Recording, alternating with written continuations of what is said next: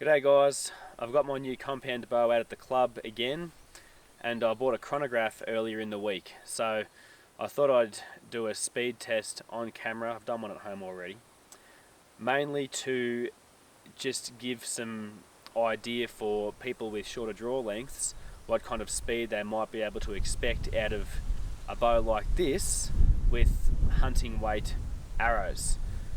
I'm not really looking to put out more content that's the same as everybody else, but most of the video tests on YouTube for this bow have the E2 cam, and this is the S2 cam. So as far as I'm aware, it goes to about a maximum of 28.5 inches for draw length, and I'm only drawing about 27.5 inches. So for the sake of anybody who's interested in the speeds this bow can achieve, but more importantly, anybody who may be a bit shorter or have a shorter draw length, or for maybe women who are looking at getting a bow to shoot some hunting arrows reasonably fast, this should give you an indication of what you might be expecting. I'll write the specs below obviously, but for the sake of giving a quick rundown in the video, this bow is at 70 pound limbs, but they're pulling 68 pounds. It came in a little under poundage, and my mate and I wound the cables up as far as we were willing to. 27.5 inch draw length with the S2 cam, like I said before, and the arrows weigh 500 grains, thereabouts, maybe 500 to 505 grains, something like that, but they're cut to 27.5 inches. I've got 85 grains worth of insert and collar up the front, and a 125 grain point, and I'm shooting these heat vanes, so I believe right around the 500 grain mark. Rightio guys, I've got one camera on me and one camera on the chrono for the sake of being candid. There's every chance the chrono might screw up if the sun goes behind some clouds or whatever, but I'll try and edit the video in a way that doesn't make it look like I'm trying to tell lies about what the speed is, even though I'm not sure why you would lie anyway. Rightio, we'll see what happens.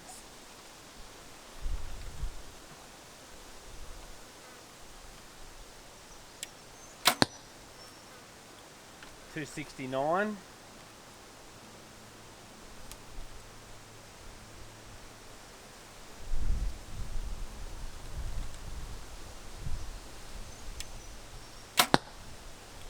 $270.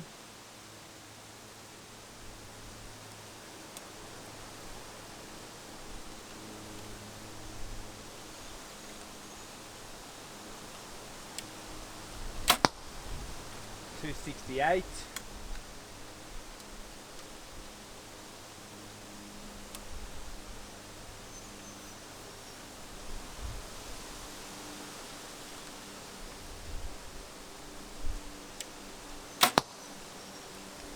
$268.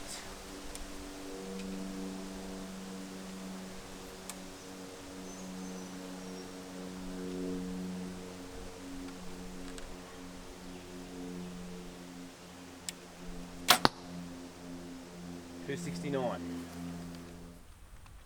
I've stepped back a little bit from the practice range so I can send some arrows at 60 meters while I give a bit of a rundown about why I've chosen this bow and why I like shooting it so much. 60 meters is as far as I can shoot with this sight. It's actually bottomed out now, and it's about 65 yards, I believe. I may have bumped my sight, so I might not be quite where I need to be with the windage.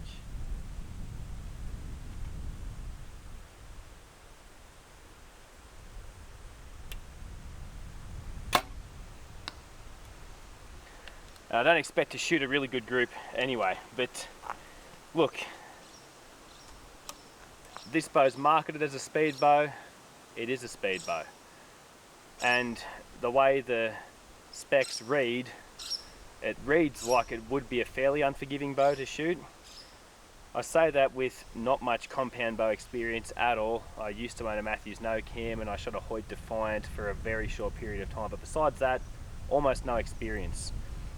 So friends of mine were a little bit hesitant to recommend this style of bow because it wouldn't be necessarily as easy to shoot as other compound bows.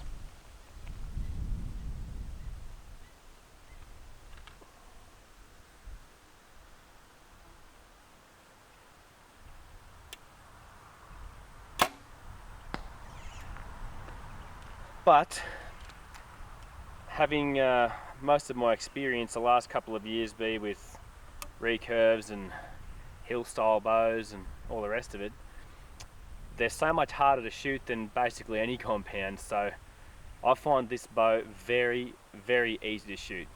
I don't find it twitchy, I don't find it unforgiving. Obviously there's a little hump to get over in the draw cycle there, but it's not that different to other compound bows I feel like I've shot a few years ago. So at no point do I find myself wishing I got something a little bit slower, or maybe something with more parallel limbs for the sake of it being easier to shoot, because I'm having a really good time with this bow.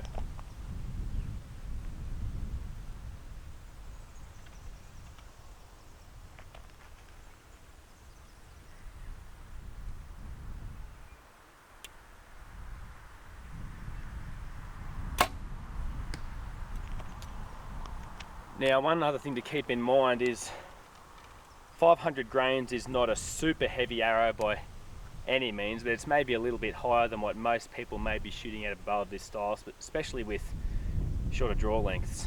But if I drop back to maybe a 475 grain arrow as opposed to 500, it would purely be to make myself feel better mentally when it comes to walking around shooting at the club like this, because an extra few feet per second here and there, maybe trying to get above 275 or close to 280, would make me feel like it would be more forgiving when I'm estimating ranges of this target stuff.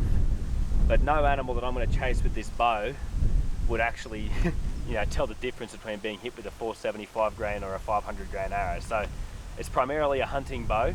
So if I go to something a little bit lighter, it would purely be to make myself feel better.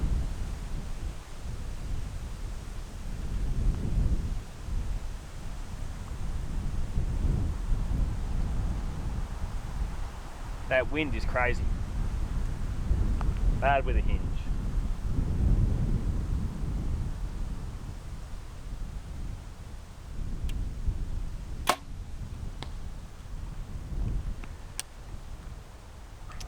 I think the average I got on the camera for the speed was 269 feet per second.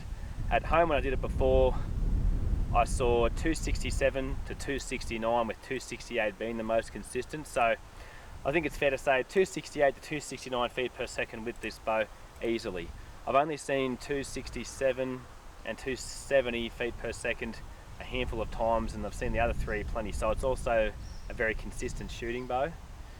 Nearest makes no difference to 270 feet per second anyway, which is totally where I see people with slightly lighter arrows and longer draw lengths shooting about the same kind of poundage ending up at. So it's a way of having a fairly high performing bow in a package that somebody who's short can get away with. Last one. Definitely shooting to the left a bit.